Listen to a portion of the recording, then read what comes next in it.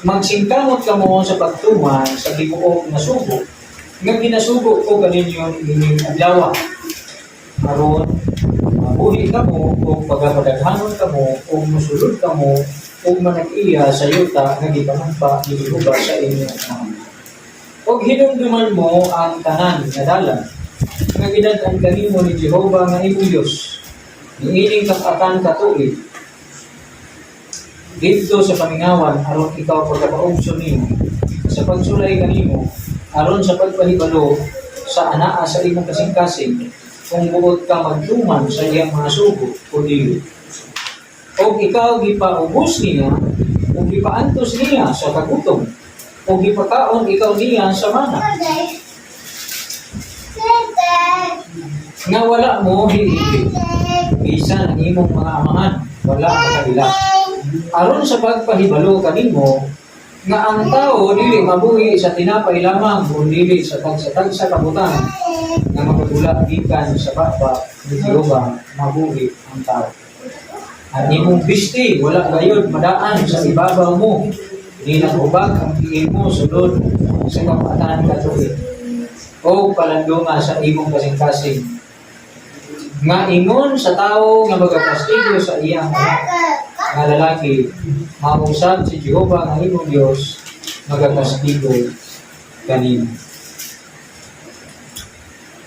So, di ka dinhi mag-igsuon ang sentro sa atong pagtuon mo kining verse 2 nga nag-ingon din ha, o hinumduman mo ang tanan nga dalan nga gidaan kanimo ni Jehova nga imong Dios, hingin kapatan katuig dito sa pamingawan, aron ikaw pagkapaugso niya sa pagsulay kanimo, aron sa pagpahibalo sa anaa sa imong kasing-kasing, kung buot ka magtuman sa iyang mga sugo o dili.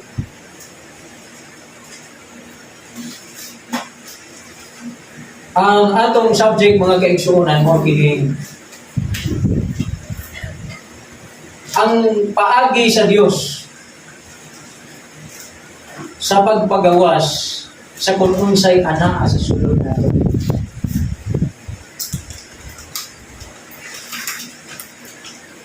Kita makahimo ta pagtago sa atong pagkakita. Atong tago-taguan ba? Hindi sa katao. Pero ang Diyos, na siya paagi, nga ipagawas na niya, aron mahibalutan ngayon anak ta. O niya, mahibalukod ang uban ngayon anak, ikaw. Kung doon ay rason anak, nganong kinahanglan ipahibalo, ipagawas ang tinuod na nasa atong sulod. Ay rason, ang importante kaayo na siya, nga mugawas na siya, aron mahibaluan. Mabutyag kung unsay naa sa atong sulod. Dini sa Roma, sulat ni Apostol Pablo mga igsoon.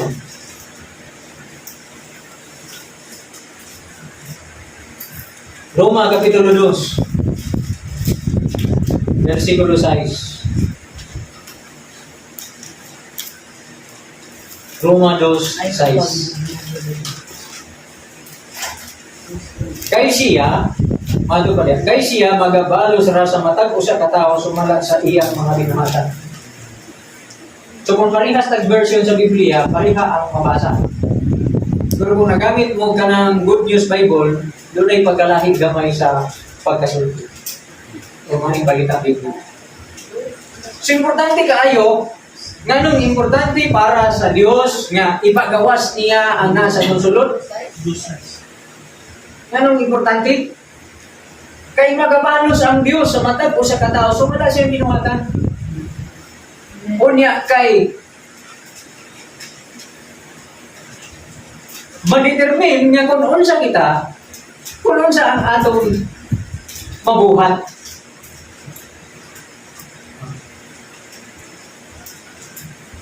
Na mga igsoon, man's true quality of who they really are, drawn in times of discomfort, difficulties, and pressures coming from the surrounding environment.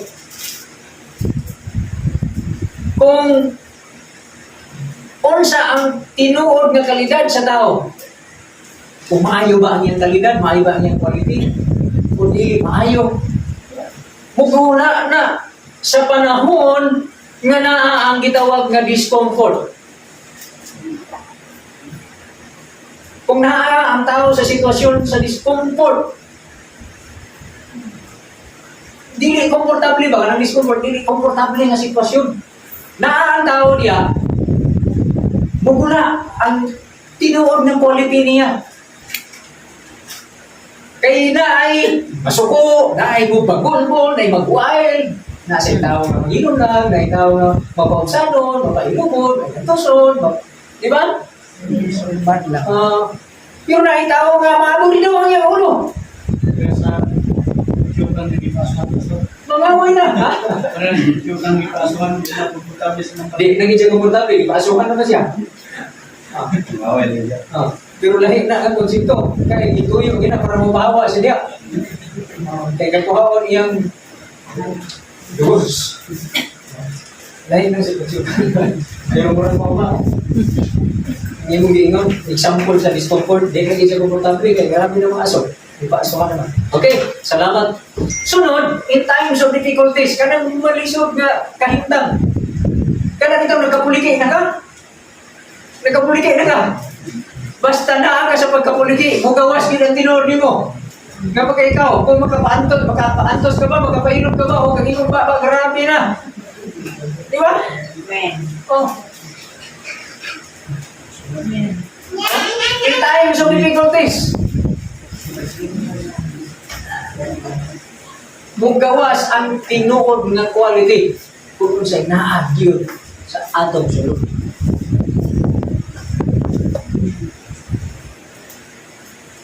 Panahon sa kalisod. Pero, napagay isa, in pressures. Kung saan in pressures, kanang itong mga influence nga nasa itong palibot. Pressure man na. Kanang mga influence mga nasa itong palibot. Example pressure. Ikaw sa mga kabataan, ikaw sa kabata, ikaw ray walay balon.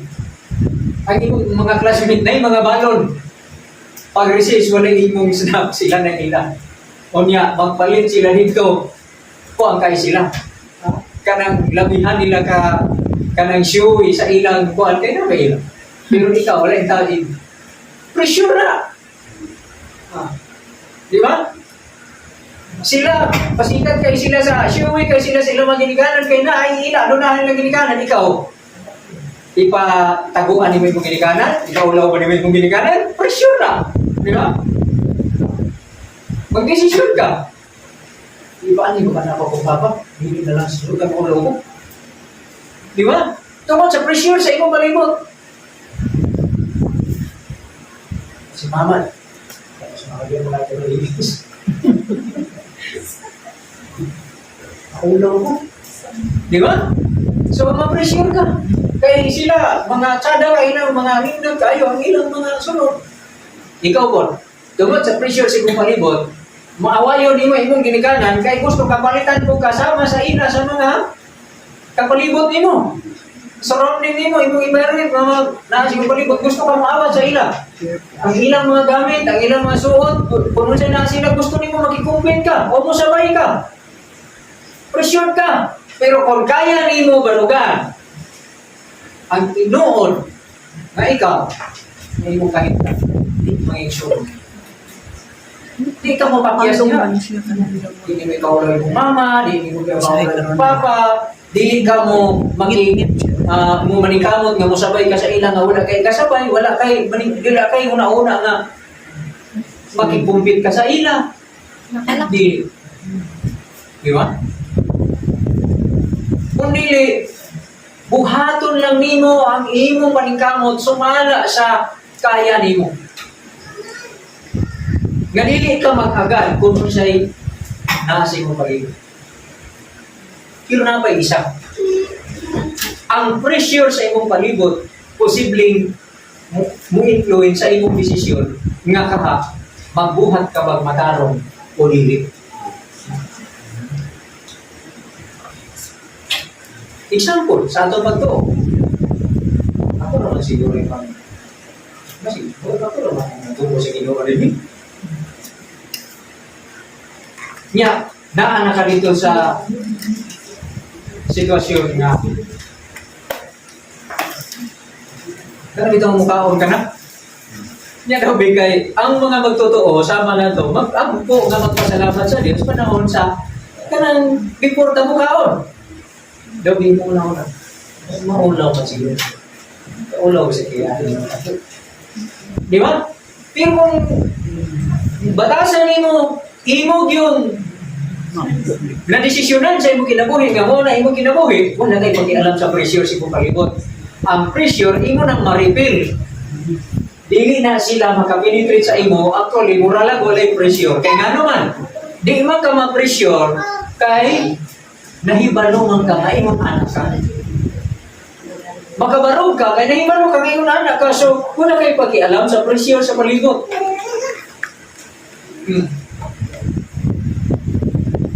Kaya nakabalo man ka, nga imong anak yun ka.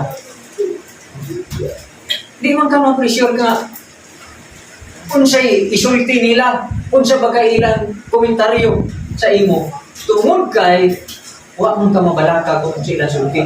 Wala mong kamahadlo kung sa ilang sulti. Kaya di man importante sa imo kanaan. Ang importante sa imo nga ikaw nang kinamuhi sumala sa imong pagtuo sa Dios. Mao ni dinhi kaning gitudlo dinhi nga magsingkamot kamo sa pagtuman sa tibuok nga sugo kag isugo ko kaninyo. Sa Deuteronomio Kapitulo 8. Nganong gi-remind sila sa Dios anak? Kaya inigabot na nila sa yuta ang isaad sa Diyos sa ila, ang Israel. Kung maabot na sila dito, ang presyo sa ilang palibot labihan. Daghan kayo influensya. Daghan kayo mga Diyos-Diyos. Daghan kayo mga lain-lain nga Diyos nga ginasimba sa nakalalaing mga nasod. Naay Diyos-Diyos nga ang hulagway tao. Naay Diyos-Diyos nga ang hulagway mananap. Naay Diyos-Diyos nga ang hulagway langgam.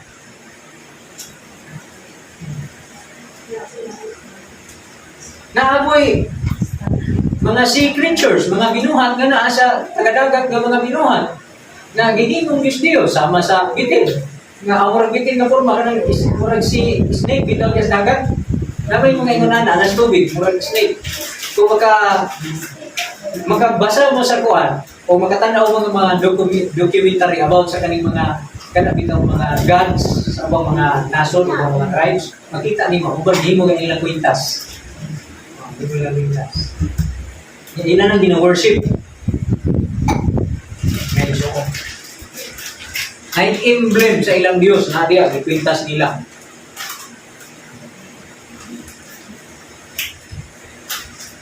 Tinuduan sila sa Ginoo, ani?